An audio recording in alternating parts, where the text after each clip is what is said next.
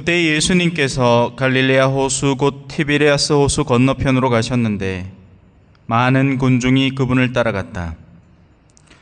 그분께서 병자들에게 일으키신 표징들을 보았기 때문이다. 예수님께서는 산에 오르시어 제자들과 함께 그곳에 앉으셨다. 마침 유다인들의 축제인 파스카가 가까운 때였다.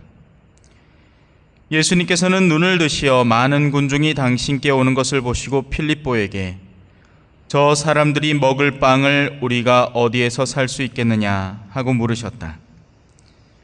이는 필립보를 시험해 보려고 하신 말씀이다.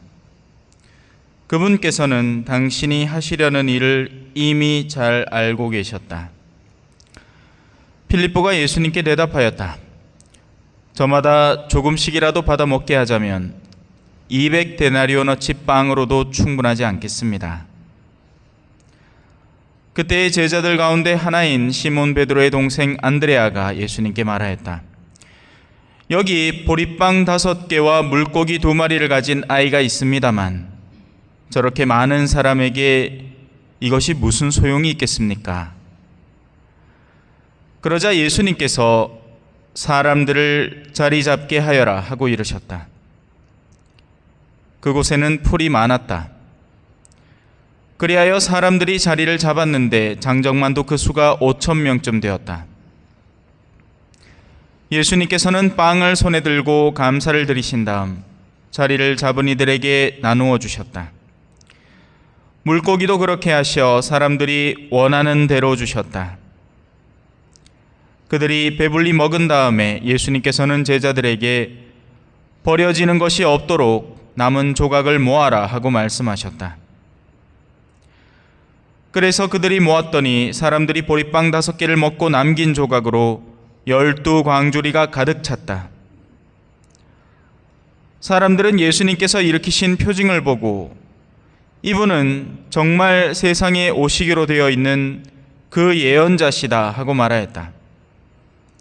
예수님께서는 그들이 와서 당신을 억지로 모셔다가 임금으로 삼으려 한다는 것을 아시고 혼자서 다시 산으로 물러가셨다. 주님의 말씀입니다.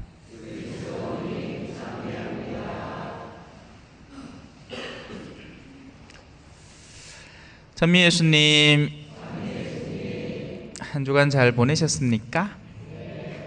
저도 잘 보냈습니다. 오늘따라 사람이 역시 많이 온 것 같습니다. 못 보던 분이 중간중간에 빈다. 우리 꼬맹이도 왔네. 언젠가 세례 받아라. 할머니 따라서. 그래. 사람은 겉으로 보여지는 모습을 갖고 있습니다. 잘생겼지요? 뭐 이 정도면 잘생겼지 뭐. 얼마나 더 잘생겨야 되노? 박수는 와지는데. 자, 농담이고 우리는 저마다 각기 다른 모습을 지니고 있습니다. 그래서 뭐 저마다 안경 크기도 다 다르겠죠. 눈 시력도 다 다를 것이고 심지어는 콧구멍 모양도 다 다를 깁니다. 어릴 때 우리 진우 콧구멍은 무슨 모양이고 하면 세모. 사람 콧구멍이 다 강낭콩 모양, 동그라미 모양, 누구는 세모 막 희한하게 생겼어요. 그런데 이 외적 가치라고 표현을 합시다. 이 외적인 영역에 속하는 가치 내면에 내재적 가치가 있습니다. 그리고 하느님은 이 껍데기보다도 그 안에 든 것을 소중히 여기는 분입니다. 영혼 속에 집어넣을 수 있는 어떤 것. 예를 들어 볼까요? 자, 여기 이쁜 사람이 한 명 있습니다. 그러면 우리는 그냥 막연히 세상은 그걸 띄워줍니다. 아이고 이쁘십니다. 아이고 인물이 잘났네요. 근데 사실은 그 이쁨 속에 내재적 가치가 무엇이 들어있는가에 따라서 이쁨의 금상첨화가 될 수도 있고 반대로 그 외적 이쁨을 사정없이 망가뜨려 버릴 수도 있습니다. 이쁜 외모에 이쁜 성격과 이쁜 가치관을 가진 사람은 그야말로 보물과 같은 사람입니다. 헌데 이게 쉽게 일어나느냐? 아니요, 보통은 그렇게 안 됩니다. 이쁨 속에는 흔히 허영이 깃들게 되고요. 그리고 그 교만이 그 영혼 속에 자리 잡기가 쉬운 구조로 되어 있습니다. 부자가 하늘나라 가지 못하는 이유도 마찬가지니 여러분 돈을 왜 모을까요? 쓰려고 모으지. 그런데 돈은 어디에 쓰일까요? 돈은 돈이 없는 이와 있는 이를 차별하는 데 쓰입니다. 비행기를 타보면 이걸 극적으로 체험할 수 있는데요. 1등석은 한 번도 못 가봤죠. 저도 못 가봤습니다. 비즈니스석까지는 제가 가봤습니다. 한 번은 미국에 특강을 갈 일이 있어서 돌아오는 길에 거기에 항공사 직원분이 계셔가지고 저한테 방법을 알려주더라고요.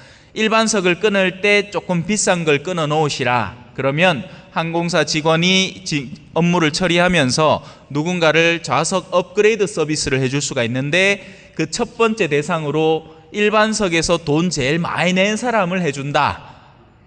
그러면 신부님이 요 표를 지금 일반석 중에서 살짝 비싼 거를 미리 사놓으시면 제가 신부님을 보고 업그레이드를 해드릴 수 있다. 비즈니스석 너무너무 좋더라. 쫑기가 일반석에서 막 음식 받아갖고 막 이거 막 옆에 하나 앉아 와 하고 막 시끄러워 이렇게 하면서 막 그렇게 괴롭게 가던 비행기의 자리가 올 때는 자면서 왔어요. 침대에 누워가. 그러면서 딱 층이 나눠버리죠. 일반석을 타는 이들과 비즈니스석을 타는 이들, 아반떼를 타는 이들과 소나타를 타는 이들과 그랜저를 타는 이들과 제네시스를 타는 이들이 급이 팍팍 나뉩니다. 그러니 외적인 요소를 극적으로 추구하는 이들의 내면 속에는 너무나 쉽게 교만과 아집 그리고 탐욕과 이기심이 자리하기가 너무 쉬운 구조로 되어 있는 겁니다. 물론 예외도 존재할 수 있죠. 부자인데 정말 가난한 이들을 돌보는 것을 절대로 멈추지 않고 우리 어르신 당황했다. 걱정하지 마이소. 예. 보면 압니다. 어떤 사람은 정말 미사 중에도 못되게 전화를 받아요. 그냥 대놓고 자기가 충분히 제어할 수 있는 건데 이 미사보다 더 소중한 내면이 있는 거죠. 근데 이제 우리 어르신은 당황했어. 괜찮습니다. 예, 걱정 마이소. 자, 그렇습니다. 이 내재적 가치, 이것을 하느님은 일찍부터 바라보고 계십니다. 겉이 어떤 모양새냐, 이건 전혀 중요하지 않아요. 본당이 얼마나 크냐, 적냐, 사람 수가 몇 명이냐, 사실 이건 중요하지 않습니다. 거기에 오는 사람들이 진정으로 하느님을 사랑하느냐 아니냐가 중요한 거고, 사제가 정말 열정적으로 하느님의 가르침을 사람에게 전하려고 하느냐 아니냐가 핵심 가치인 거죠. 자, 이제 빵 사건으로 들어가 봅시다.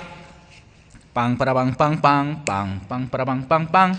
자, 우리는 빵이라는 것을 생각하면 일단 먹는 것, 사실 먹고 사는 문제가 제일 중요하지 않습니까? 그리고 그것 때문에 얼마나 많이 신앙이 뒷자리로 물러서게 됩니까? 일단은 먹고 살아야 한다. 틀린 말 아니에요, 여러분. 틀린 말 아닙니다. 먹고 살아야 신앙도 할 수 있습니다. 헌데 문제는 어디 있느냐?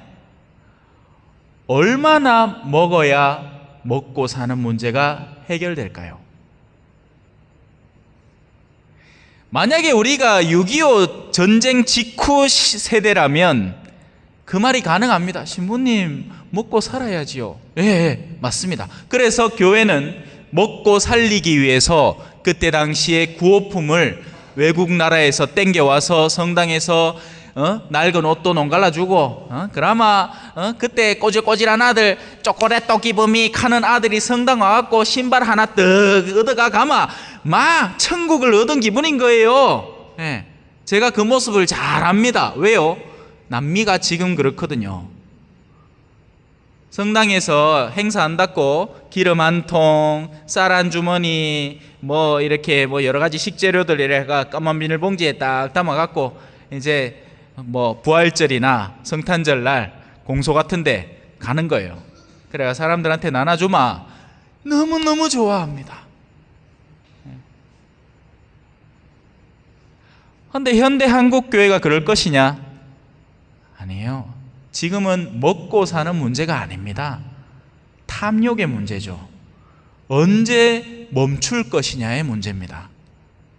언제 여러분이 배가 고파가지고 내 밥 한 끼라도 먹었으면 합니까?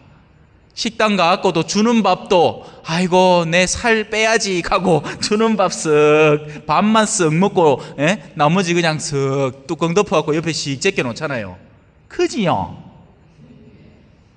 옛날에는 사탕 주마 아이고 이 사탕이 웬기고 했는데 지금은 사탕 주마 슬 부담스럽습니다. 그죠? 내만 해도 떡 주마 싫어요. 냉장고 체인다 카있긴 해.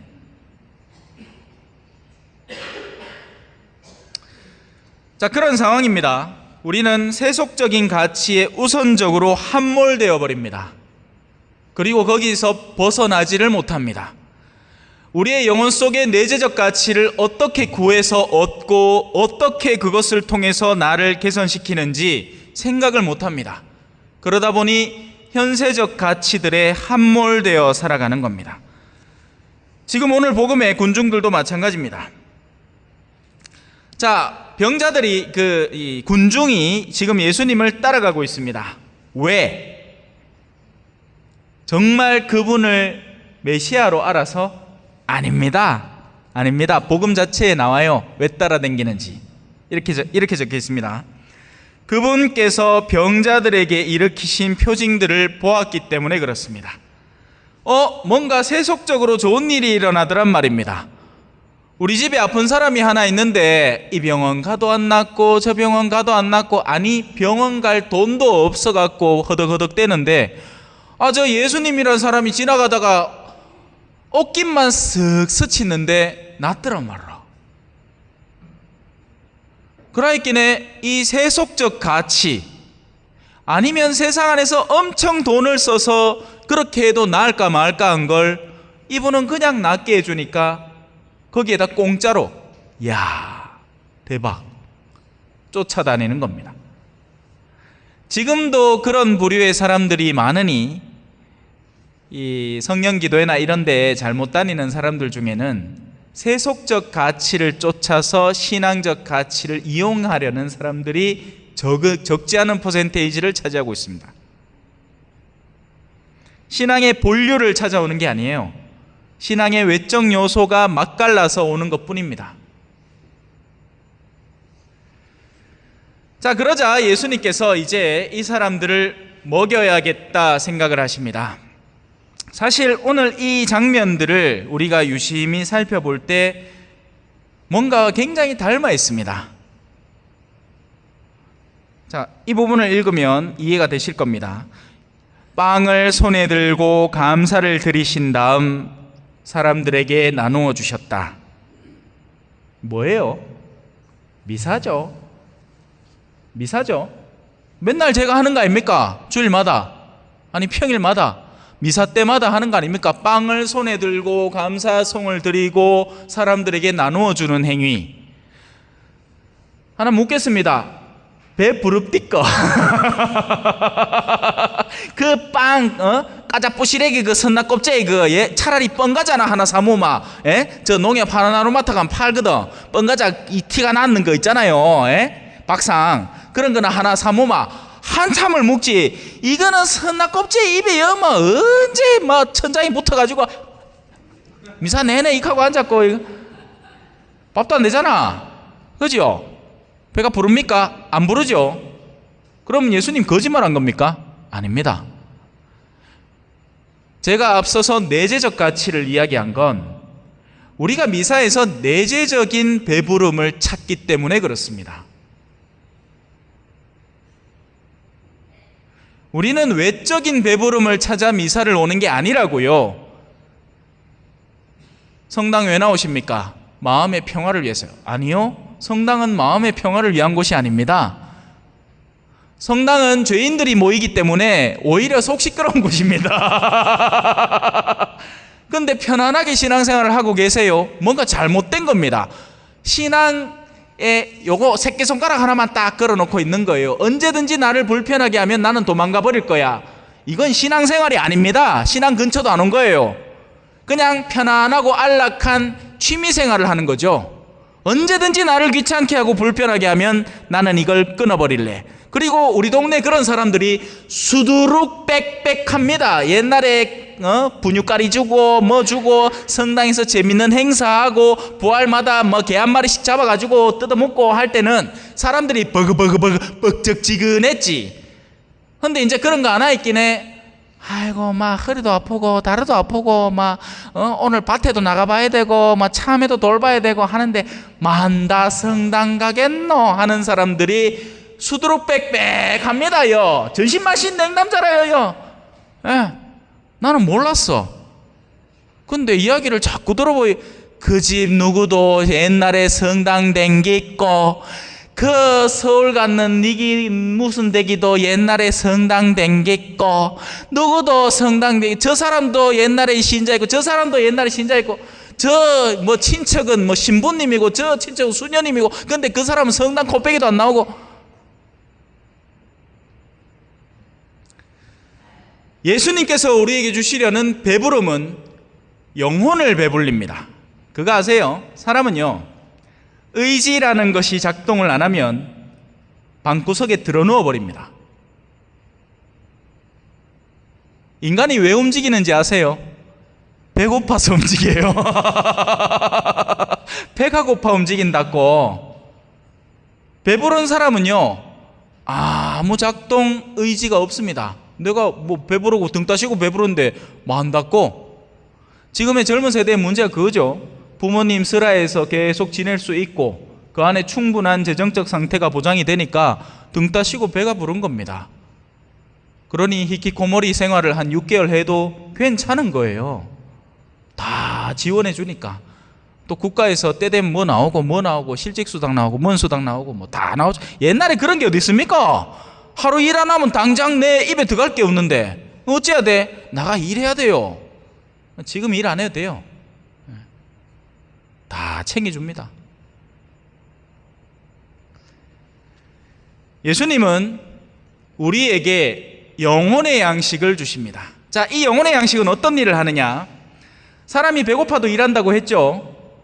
배고프면 고통스럽기 때문에 그 고통을 벗어나고자 하는 영혼의 움직임이 있습니다. 이건 근데 동물들에게서도 일어나는 일이에요. 아니, 식물들에게서도 일어납니다. 식물도 움직이는 거 알죠? 식물이 가만히 있지 않습니다. 식물도 햇빛을 향해서 아이 뜻이다 하다가 찬바람이 쌩 불마 찹딱 하고 꺾어봅니다. 예. 그런 식으로 해갖고 분재도 만들 수 있어요. 철사를 쟁쟁 감아 놓으면 이래 자라다가 꽉 묶고 뭐 일로 못 자라게 자랄 수 있는 대로 자라는 겁니다.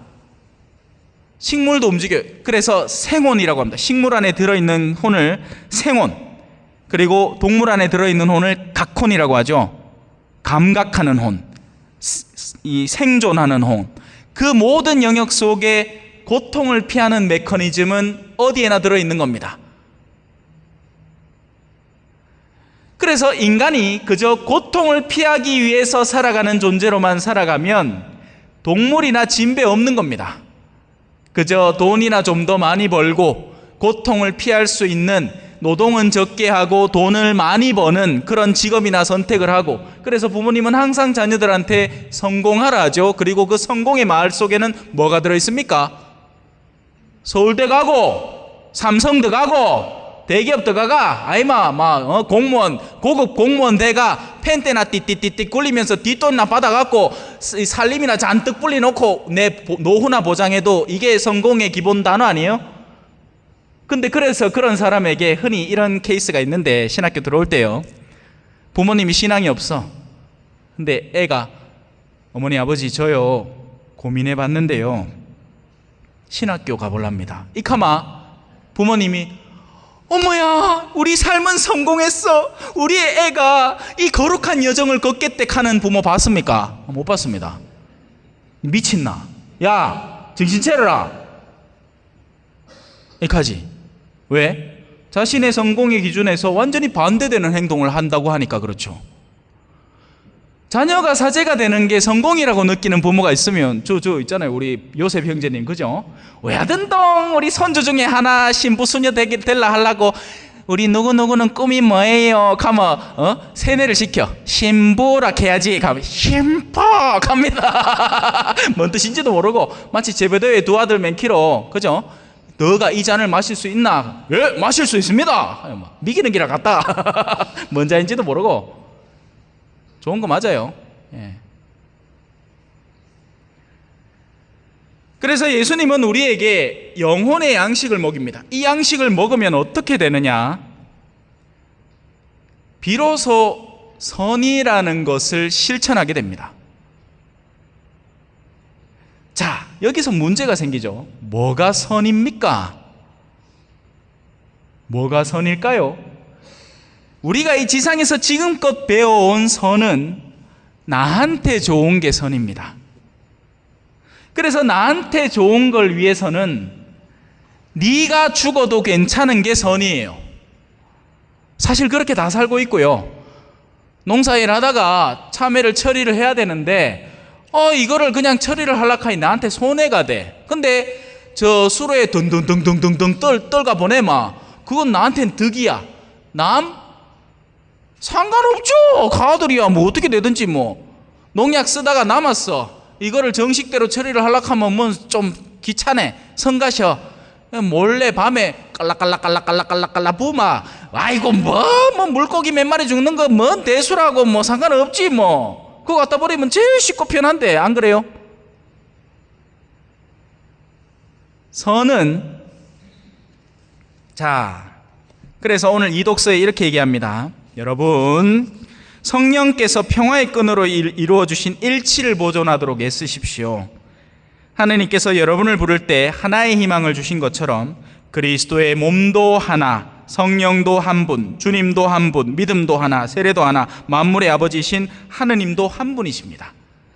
진짜 선은 간단하게 얘기하면 하느님께서 좋아하시고 바라시는 것이 선이고, 그분과 연계되어 있는 모든 이들, 같은 영을 받아 나누어 있는 모든 이들이 추구하는 것이 다 선을 이룹니다. 거기에서 분리되어서 내가 아무리 좋다고 생각하는 어떤 것이라도 너무나 쉽게 악을 형성합니다. 벌써 얼굴에 이제 못 따라가겠습니다 하신 분이 가는 표정이 보입니다. 그래요. 이제 슬 마무리를 할게요. 그래서 예수님은 궁극적으로 사람들에게 영혼의 양식을 먹이신 거예요. 그리고 이 영혼의 양식은 누구든지 목말라 하는 이에게는 넘치도록 은총을 베풀어 줍니다. 그래서 화답송에서 우리는 반복적으로 이야기를 했죠. 주님, 당신 손을 펼치시어 저희를 은혜로 채워주소서. 참 우리는 따라 읽는 건 잘해, 그죠? 따라 읽는 건 참 잘해. 하지만 실제 마음속에 이 원의가 내 것이 되어야 그 은총이 들어온단 말입니다. 오늘 미사전에 성사 보신 분들은 복되십니다. 오늘 전대사를 수여하는 날이라서 가장 기본적인 노선 속에 고해성사가 필수 과제로 들어있기 때문에 그렇습니다. 하지만 전대사가 뭔지도 모르고 그걸 받고 싶은 욕구도 없고 그러면 그걸 어떻게 얻겠습니까? 그죠? 기껏해야 오늘 미사 마치고 짜장밥이나 먹고 가겠지. 그것도 은총입니다. 성당서 밥 먹는 건 은총입니다. 예.